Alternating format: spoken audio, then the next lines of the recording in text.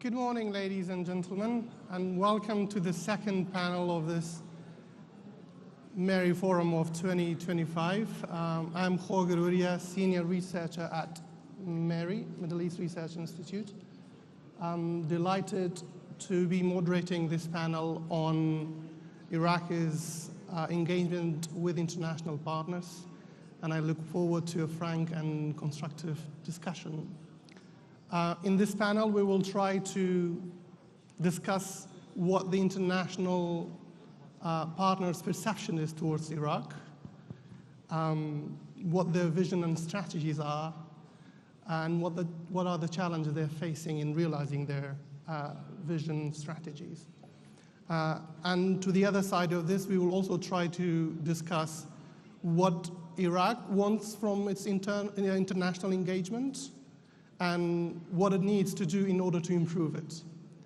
There are numerous questions, of course, about these topics, and I'm delighted to have a great set of panelists.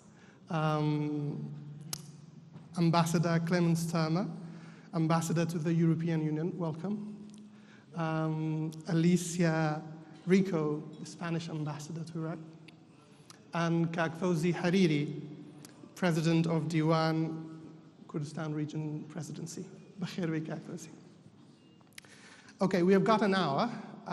Try to spend 45 to 50 minutes discussion here, and then we'll open it up to Q&A later on.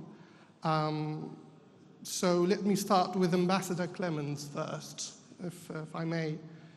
Why don't you start with helping us understand what the overall vision of the EU is towards Iraq, and what challenges specifically do you face in realizing them? Yes, thank you very much. Can you hear me well? First of all, let me tell you, it is fantastic to be back and to see old friends here and also new friends together working on the same goal we have. Let me underline first, I think it's important, the European Union is a very reliable and consistent partner with Iraq and also with the region.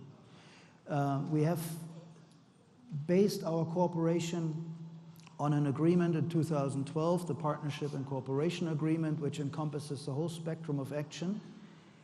And that is being consistently implemented. The European Union has been spending over all these years roughly €500 million every year in supporting Iraq in humanitarian and stabilization and development.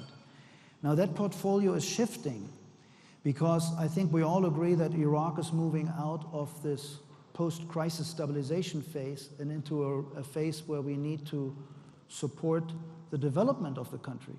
That's what we want to do. And we're going to have very soon, on the 19th of October in Luxembourg, a cooperation council where we meet with the Iraqi government and the European Union member states and the European Union institutions to discuss this full portfolio and how we want to progress on that. We would hope, I can say, that this is an inclusive process where also the KRI will be represented in order to make it an inclusive aspect. Let me just maybe outline what are our interests as European Union. I think that's very clear. We want a stable, peaceful, geographically, territorially integrated Iraq that's democratic, that has no issues with migration and refugees, and that addresses the issue of violent extremism that has been an issue in the past. All this have been our issues that we've been cooperating with the Iraqi government in the last years, and I think we've made quite some progress on all these issues if we can focus on new frontiers. And having seen that Iraq itself is developing a vision for it to be a regional actor is very much welcome. And just now we had the meeting of the European Union with the Gulf Cooperation Council, and that is this cooperation between Europe and the wider region can be very beneficial for Iraq itself. The development Road project, which is a great vision and it needs to be implemented. It will be quite a feat. Links very much in the EU strategy of Global Gateway, where we want to support infrastructure financing around the world. And that will link up the region, but make Iraq a gateway through Turkey with Europe. And that's something we want to support. We're working on bringing here the European Investment Bank, the EBRD is already here to support financing and investment, because I've been now back only 1 month, but in all the talks I had and discussions that I've seen, young Iraqi people are fed up with this retrospective sectarian narrative. They want to look forward, they want to have jobs, they want to have a future for their families, they want to see growth and well-being. And we're here to support that. Fantastic, thank you. Ambassador Alicia, EU is the overall comprehensive entity, and Spain is a member state to it. You also have, or contributing to NATO mission in Iraq. I think you have around 183 personnel within that mission. What importance do you place in Iraq? And do you see any overlap between your bilateral relations with Iraq and EU's relationship to Iraq? Please. Thank you very much. I would like to start, obviously, by thanking the President of the MERI Forum for inviting me to take part in this panel. And I'm very happy to be back in Erbil and to have the opportunity of engaging with the Kurdish regional authorities. Before I answer your question, perhaps I would like to go back to the previous panel and speak a little bit about the geopolitical situation and where Iraq fits in, and our partnership, EU partnership and Spanish partnership with Iraq. I think in this change, the changes that there has been in the geopolitical scene, we've gone from a bipolar world to unipolar world to now to multipolar world and fragmented polar world, which is actually very true. And partnerships obviously are changing, and Iraq's partnerships will change as well. But there's another issue which is very important on a geopolitical level, and that is the serious crisis that there is to the rules-based order, which has governed relations since 1945, and the multilateral system. So I would like to say first and above all that for Spain, as a member of the European Union, and for the European Union, I think that what we really have to strive for is, and especially if we think about the Middle East region, is for a partnership that is anchored on the long-standing defense of the Europeans, and in my case of Spain, of rules-based order. We are seeing that the principles enshrined in the UN Charter are not only challenged, but systematically violated. And so since we're here in the Middle East, I think we have seen it, and I would just like to start by saying that we would like to have a strong partnership with Iraq that is based on the defense of a rules-based order, on peace, negotiation, and dialogue. I think we have had plenty of examples of what war can bring to us, not only in this region, but in the world at large. And let's not forget, the European Union was a project born to create peace among countries that had fought against each other. Now, having said that, and going back to your question, obviously Spain is a member of the European Union, and I'm very happy that we have such a European dimension in this panel, because sometimes we always stress so much the strong partnership with very important and strategic countries such as the United States that Iraq has. But Europe is a very important partner, European Union and the EU countries as well. And I think we have the potential to play a bigger role in this moment in Iraq. So our partnership with Iraq has a bilateral framework and obviously a European Union framework. And Ambassador Klemens has, stated very clearly it's institutionalized with a framework agreement. And from a bilateral perspective, I can elaborate further, but I would say that it has been, yes, there has been a strong focus on security. As you mentioned, we have been part of the international coalition, and we have helped Iraqis in their historical defeat of ISIS. But it's much more than that. I think that there is a geopolitical change, but there's also a change in Iraq. There's a change in Iraq. I think the Kurdistan region, obviously, because of the situation since 1991, had a chance to progress much more and modernize, and it was much more open to the world.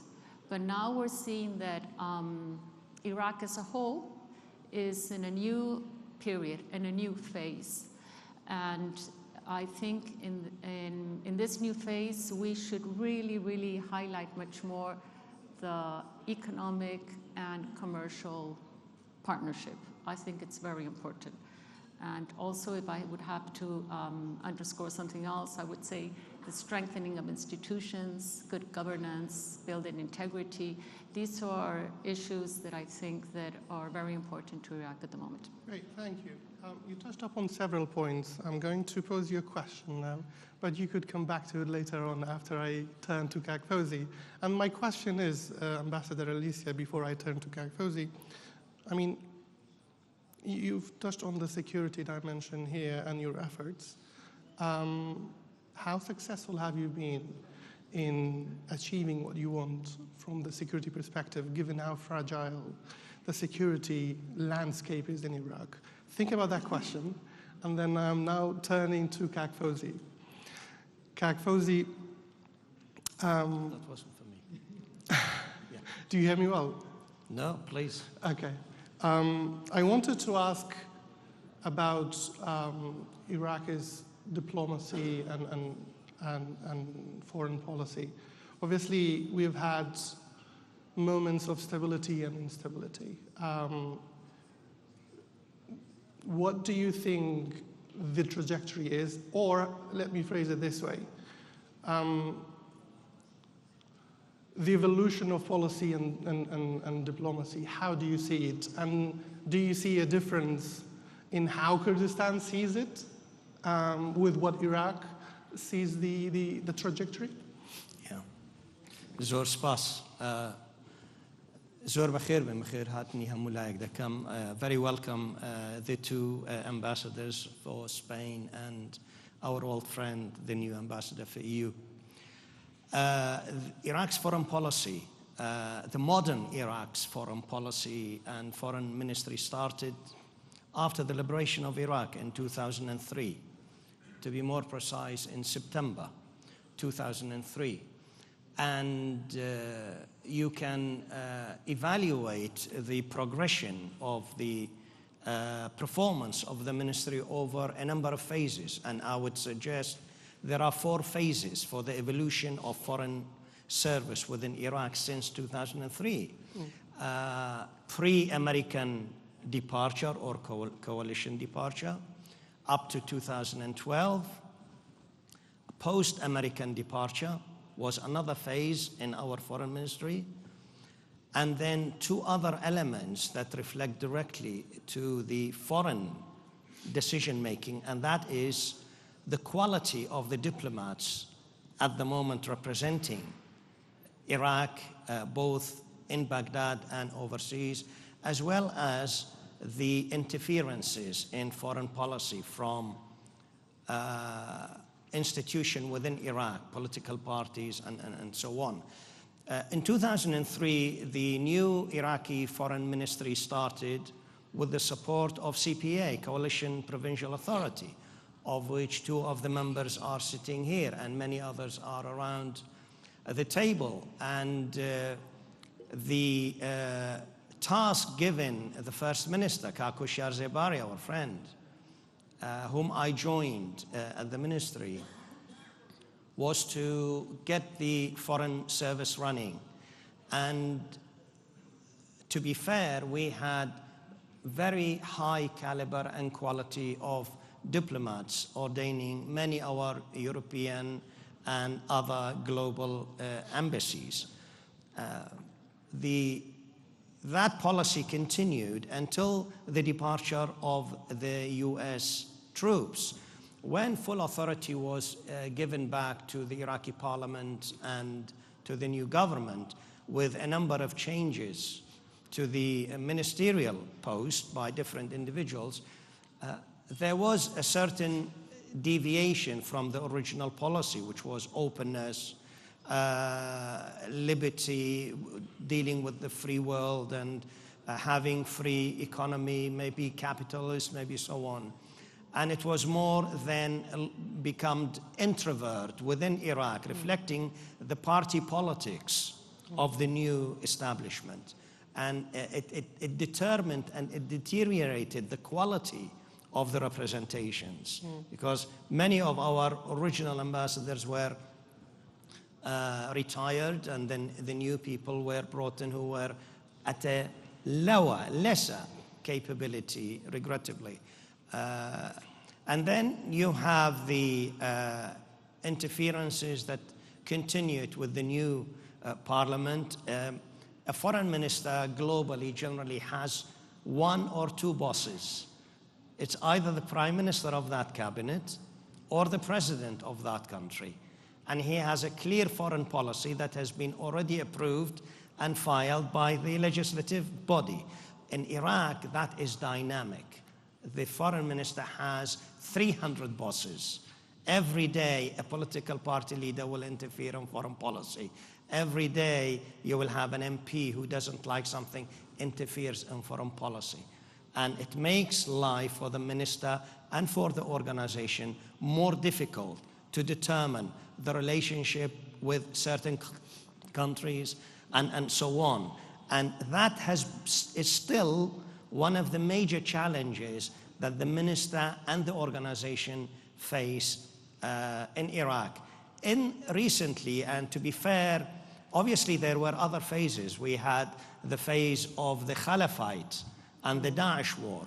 We had another phase, which with regards to the Kurdistan region was the referendum phase, which also reflected on the international agenda for Iraq and for the KRG region. So the foreign service and the foreign diplomatic mission for Iraq, whilst should be clear, it's in continuous evolvement and it's become dynamic as it goes, whilst keeping in mind developing a relationship with our friends, the European Union and other countries all around the world, countries outside of Europe, Canada, for example, Japan, Australia, Korea, to name but a few, has been very active in developing their relationship here.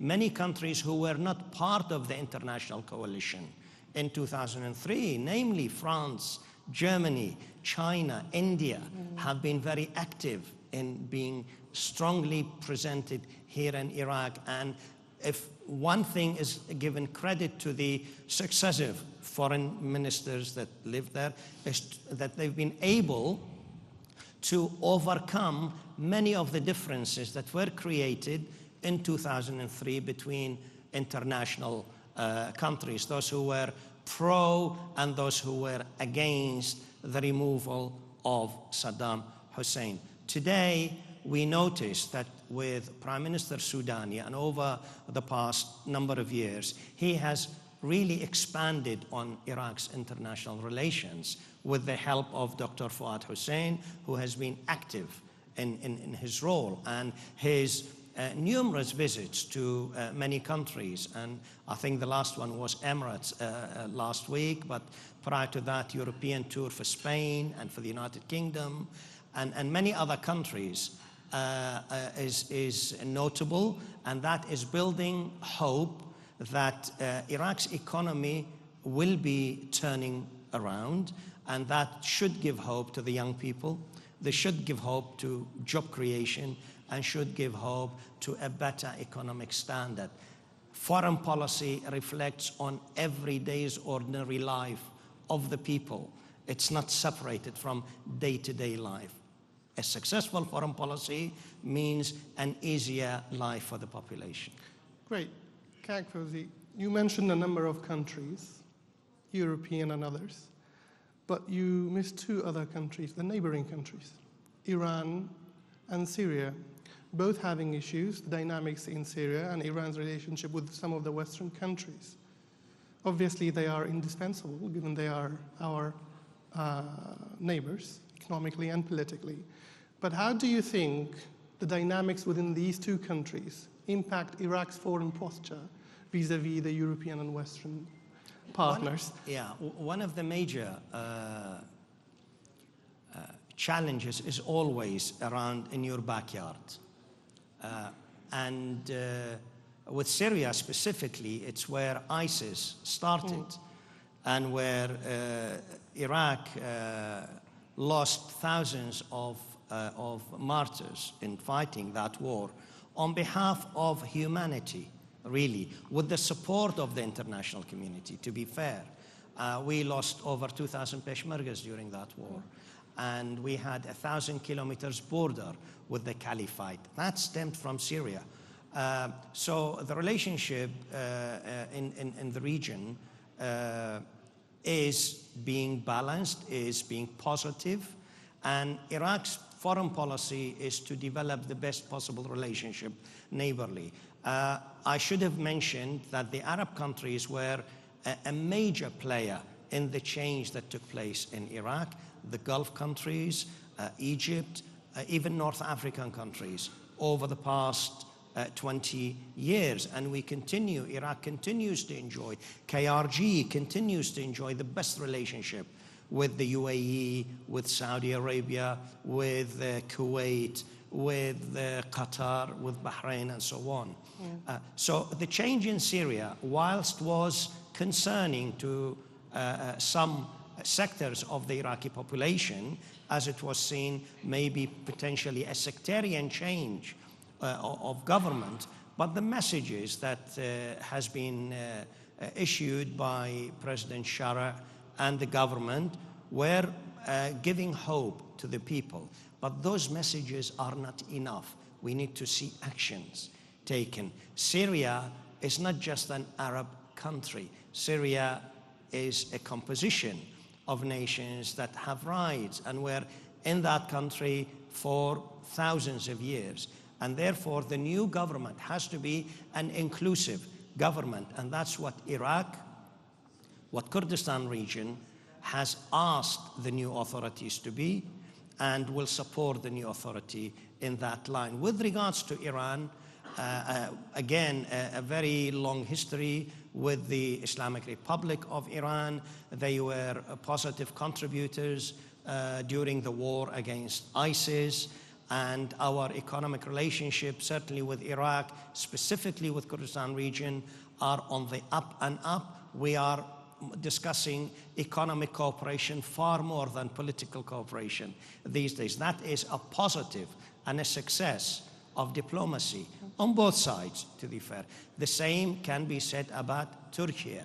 With Turkey, the relationship in 2003 was not the same as it is today with both Iraq and the Kurdistan region. They have come a long way, and we've been able to develop huge political relationships with them, as well as developed economic relationships. As you know, the oil from Kurdistan region goes through Turkey to Jihan, to the rest of the world. That in itself an indication of how good the relationships are. And again, that reflects on the mood in Kurdistan region, in our foreign policy department, but also reflects generally on Iraq's foreign ministry role and the vision of both the Prime Minister of Iraq and the Foreign Minister. Great, thank you.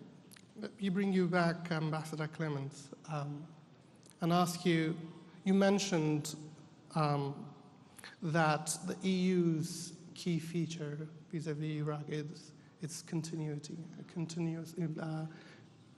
continued partnership with Iraq. And the fact that if you spend money and other efforts in Iraq to help the country. How successful do you think you have been? And if you mention the challenges that perhaps Iraq makes your job here difficult, what two key challenges do you identify, and how should Iraq move beyond those challenges and perhaps propose ways forward? Big and difficult questions. Let me maybe start with, have we achieved something? I must say, and this is, I would say, only the support, not our achievement, but the achievement of Iraq very much. Let's not forget that this country had 6 million displaced people. Of those 6 million, 5 million have returned home. The stabilization work that had been done in Iraq has become a blueprint for our international support in other countries. People look here how you have managed and done this. I think I can tell you now, driving through Baghdad, how much the city has returned to life and to normalcy after having gone through this nightmarish years. It's wonderful to see, and that's our joint success that we have brought back this feeling. Now this must be transformed, and there are of course limitations that we have jointly also to work to overcome that are in the economic field, there's the banking sector, there are climate challenges we're facing which can cause new displacement of people, and there are regional instabilities. But what I want to say is some of the inherent problems that still exist are also linked to the mindset of the social contract that exists in Iraq. And I think we jointly have to have a very honest debate of what the future of Iraq means for the social contract of the different groups in this country, and how to form in its diversity, each other respecting, but still a unified, prosperous country. And I think some limitations to that prosperity come from the way not only the economy, but the different political interests are set up. I think that needs to be urgently addressed to develop the full potential of Iraq. Okay, fantastic. Ambassador Alicia, if you recall, I asked you a question about success. How successful do you think your efforts have been in realizing your vision and improving your relationship with Iraq? Obviously, your economic partnership with Iraq is quite modest compared to other countries in the region, but you seem to be focused on security sector reform through NATO and through the NATO mission. So from this Spanish perspective, how successful have you been? And if I may, how do you measure success in this country? Well, perhaps we have had a lot of focus on the security aspect because until now, but not only because obviously, as I said before, the international coalition, and also now we participate and we're the main we have the biggest contingent in the NATO mission, but it's an advisory and capacity building mission for the Iraqi security forces.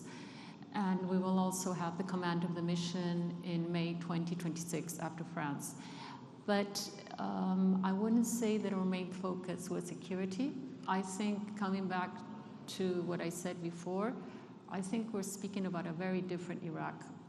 And perhaps we have to change back in Europe our mindset about this country. And once again, now here we're in Kurdistan region, and this is a different situation, but as of Iraq as a whole, there is, I would say, a new Iraq with a lot of challenges, a lot of structural challenges, that is obvious, but also, I think, a new period. And I think that what is important now, and that's why I think the elections on the 11th of November and the next government is going to be crucial, because what I see is that the population, the society in general in Iraq is starting to really see the benefits of a greater stability and, as Ambassador Klemens was saying, of normalcy. And if there's something that I have really witnessed with, with my Iraqi friends, there is absolutely no appetite to go back to any kind of conflict and to keep Iraq away from conflict. And I think the government has done a very good job in a very, very difficult situation to achieve that. And I'm not saying 100% of the population, but I'm saying a high percentage. So now is the moment to really focus on the important structural reforms that the country needs. And I think, referring basically to economic reforms.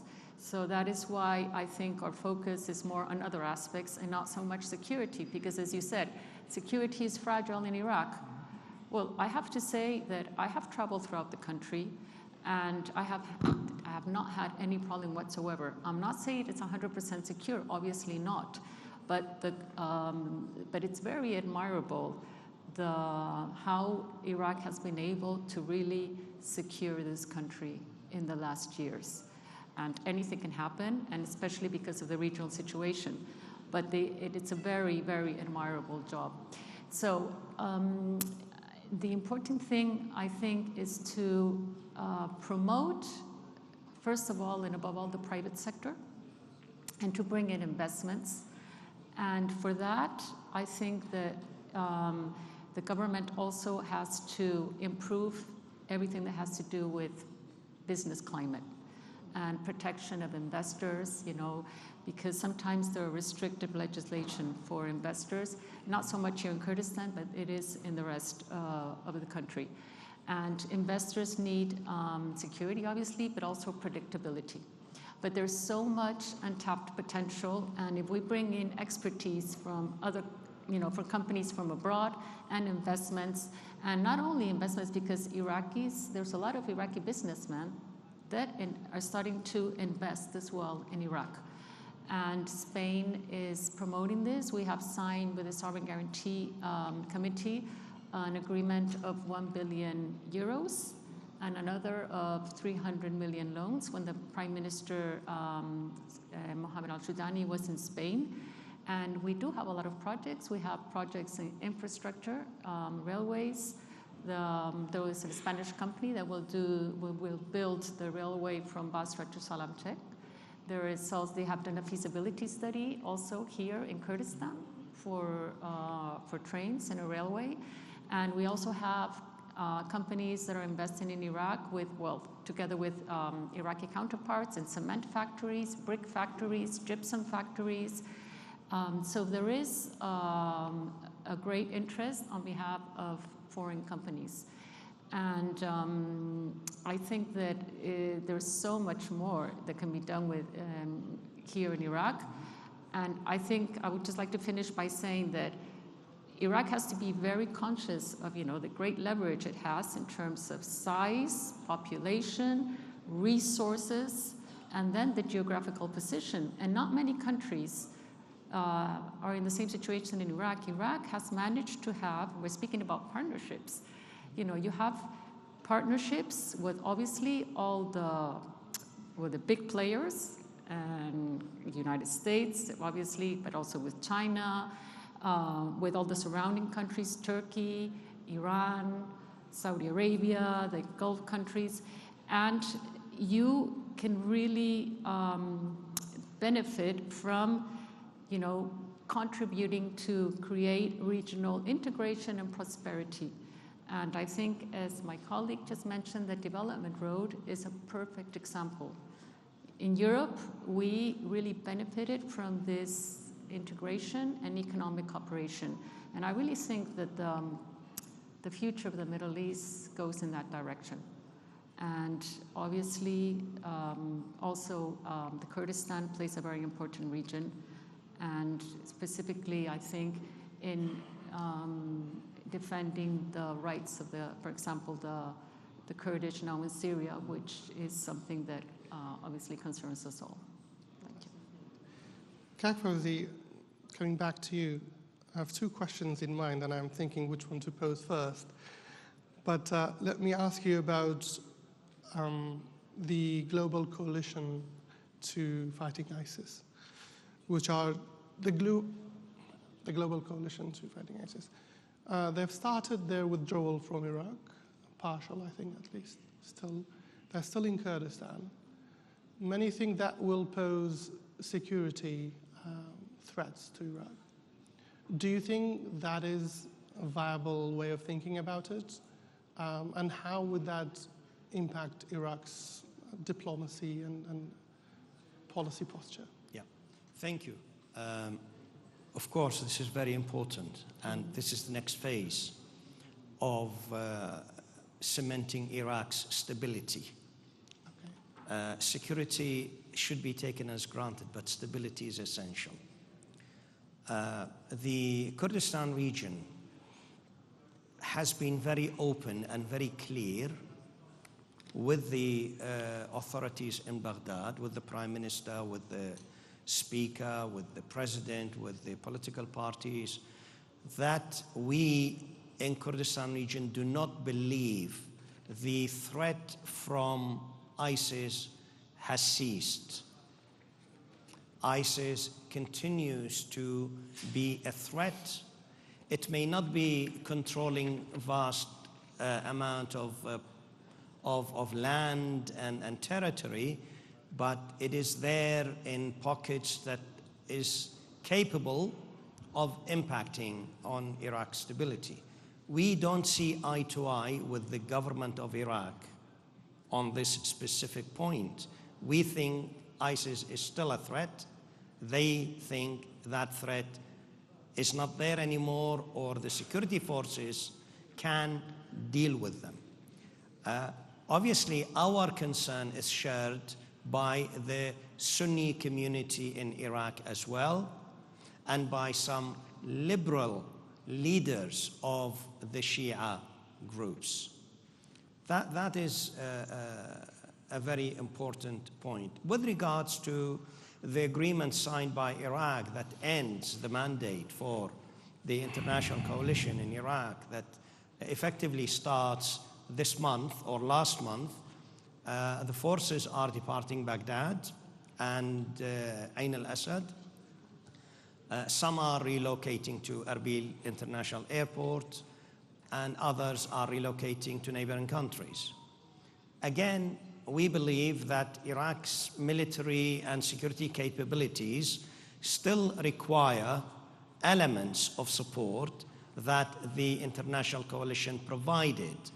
For example, air support. For example, intelligence support. For example, the mobilization support to get from a point near Baghdad to a point near Anbar. It will take an ordinary Iraqi military team 4 or 5 hours. It takes the coalition 30 minutes because of the air support and capabilities they have. So there are specific requirements that the international coalition, military coalition, led by the United States, was offering that was not direct combat. It was supporting role. With the removal of that support, Iraq will be far more vulnerable to and susceptible to attacks. We made our point clear, and that is why the agreement was signed to extend the remaining of the international coalition in Kurdistan region up to September 2026. However, our view is, unless we build our own domestic security and capabilities, we will be asking the international to continue in Kurdistan, and we will be arguing forcefully with Baghdad to allow that. At the moment, our challenge is that very little is being done by the federal government to develop our Peshmerga capabilities. Very little or negligible funds are being allocated to develop our capabilities. Yet there are other forces within Iraq who do not abide by the authority of the commander-in-chief, have access to everything the Iraqi military are purchasing. And they are threatening nobody with that weapons except Kurdistan region. And because of that, we need Baghdad to understand that unless they come forward, according to the Constitution, activate our rights in obtaining the right percentage of budget, that was 17%, was reduced to 12.67 or 12.65. We don't get that. We get less than 4% on average. Baghdad has actively used sovereign funds and sovereign expenditure as a means of reducing allocations to Kurdistan. They spend over 45% of Iraq's budget on sovereign issues, which are nothing to do with the Kurdistan region. So lack of trust is still there simmering. It doesn't show as much in the public arena. And due to that, we believe the presence of the international coalition is necessary, and we will continue support that. At the same time, we are working with our partners to increase our Peshmerga military capabilities, defensive capabilities. As you know, only a few months ago, unknown to the federal government of Iraq, forces from within Iraq attacked all the radar installation of the Iraqi army, totally destroyed them, and attacked Iraqi and Kurdistan oil front. Economic targeting. And nobody has been brought in to account for that. And they know exactly who did it, but they are still there. That is why, if we are to unify behind an Iraqi government, we need to feel part of that decision-making process. We are not. The Sunnis don't feel that way. But are we trying enough from Kurdistan side to be active participants? Absolutely, and that is why it's important for the Kurdistan region, for the parties in Kurdistan region, to have a stronger presence in Baghdad, to have a much more coordinated purpose in dealing with strategic issues. We will always differ on minute issues, but strategic issues, there has to be unification. A budget for Kurdistan is strategic issues. A strong Peshmerga force is a strategic issue. A strong economy is a strategic issue. It's not something I should discuss between KDP, PUK, and so on. And that also is determined by unification. That is 90% of the tasks that President of Kurdistan region spent his time on. Firefighter, peacemaker, bringing people together. And that is part and parcel of his role, but he actively does that role. Fantastic. He actively uses that role with Iran. Okay. You know, during the 12-day war, Kurdistan and Iraq wasn't attacked. We anticipated an attack. But the diplomacy expressed by the Kurdistan region and by the president prevented an attack against Kurdistan. The relationship with Turkey and the export of oil reflects the success of diplomacy exercised in Kurdistan region by the president of Kurdistan region, by the prime minister, and by some of the political leaders. And Baghdad doesn't reflect that cohesion, and we need to deal with that in Baghdad as nationalists. There's so much to talk about when it comes to Baghdad and relations, but I want to turn back to Ambassador Klemens. Fawzi Hariri is talking about lack of trust, security vulnerabilities, and other challenges, relations between Baghdad and Erbil. And at the same time, we heard Ambassador Alicia talking about the interest for foreign investment into Iraq. More foreign investment, better foreign investment. Help me understand here. Is Iraq really conducive to foreign investment given... That's for me?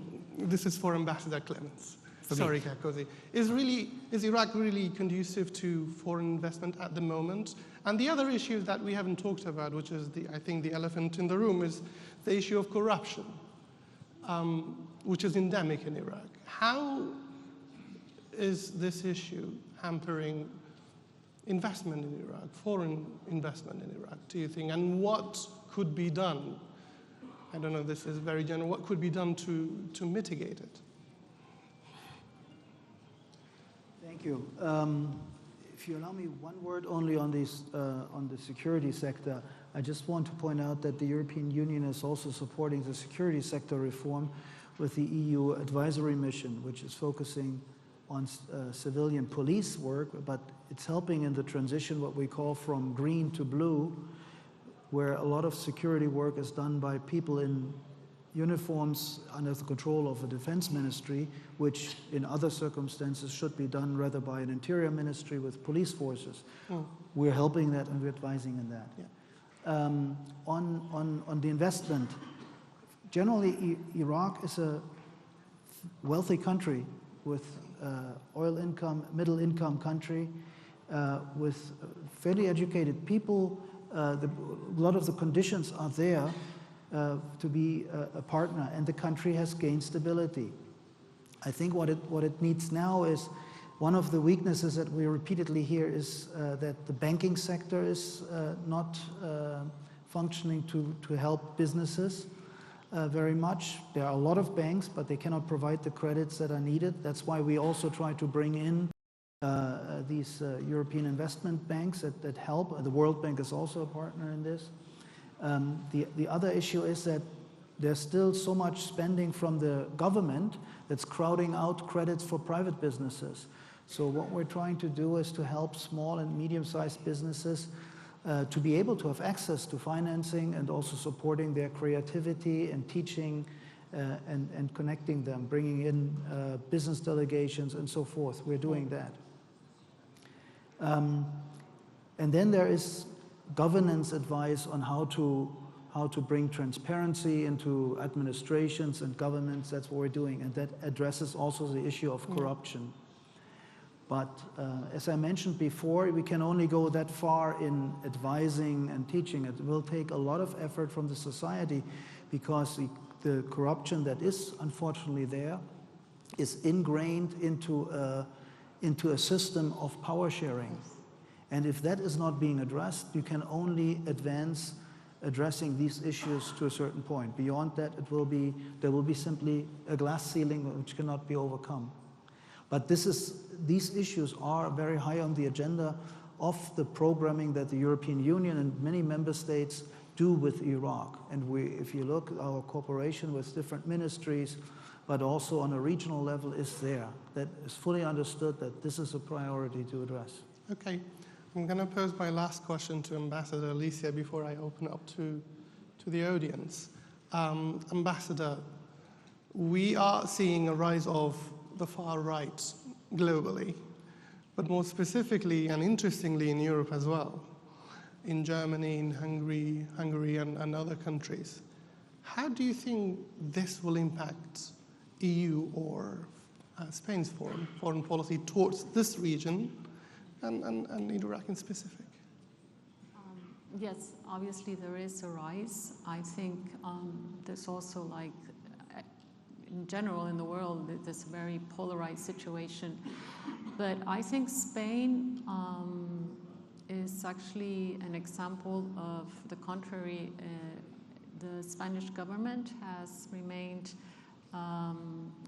implemented a policy of openness with regards to free trade, and also to rely on foreign labor force, because the market actually needs it. And there is obviously also a right-wing party in Spain, and also response to this discourse. But we believe in, obviously, controlled migration, and I have to say that Spain's economy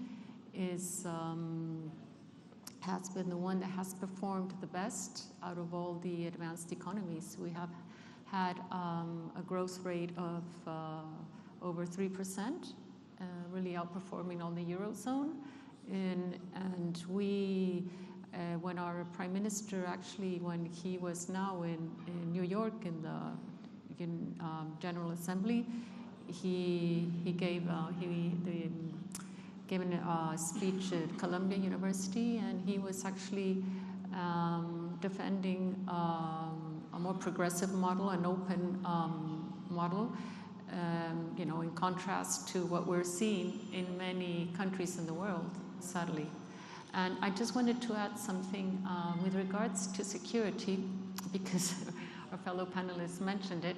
Yes, obviously, I have to say that we also, and we convey these messages, but I mean, we don't have to say it, because I think even the highest religious authority of the Shia here in Iraq has said it, that we believe that the state should have the monopoly of arms, obviously.